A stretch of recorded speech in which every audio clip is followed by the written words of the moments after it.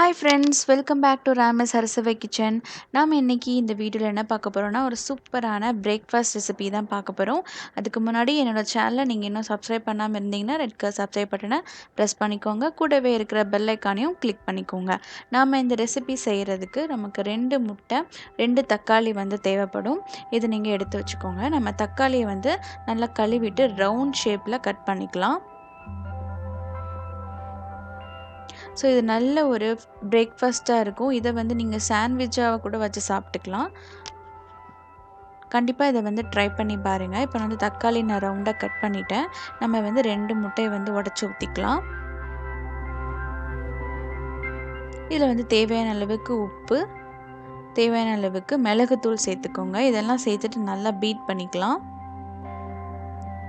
So இந்த மாதிரி நல்லா பீட் பண்ணி எடுத்துக்கலாம். இதில் நீங்கள் கொத்தமல்லி இருந்தால் அதையும் சேர்த்துக்கோங்க. இப்போ ஒரு பேன் வச்சுட்டு அதில் 1 டீஸ்பூன் அளவுக்கு பட்டர் சேர்த்து நல்லா ஸ்ப்ரெட் பண்ணி விட்டுக்கோங்க. இதில் நம்ம கட் பண்ணி வச்சுருக்கிற தக்காளியை சேர்த்துடலாம். ஸோ இந்த தக்காளி நல்லா ரோஸ்ட் ஆகணும். ஸோ அதளவுக்கு கொஞ்ச நேரம் நம்ம வேக விட்டு எடுத்துக்கலாம். ஒரு பக்கம் தக்காளி நல்லா வெந்த பிறகு அப்படியே டர்ன் பண்ணி மறுபக்கமும் நல்லா வேக விட்டுருங்க.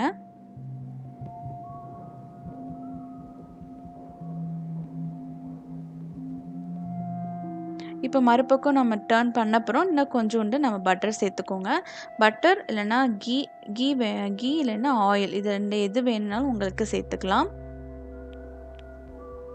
கொஞ்சம் நல்லா பட்டர் சேர்த்திங்கன்னா தான் உங்களுக்கு ஆம்லேட் போட்டுட்டு அதை எடுத்து பிளேட்டில் போடும்போது உடையாமல் வரும். இல்லைன்னா அது உடஞ்சி போயிடும்.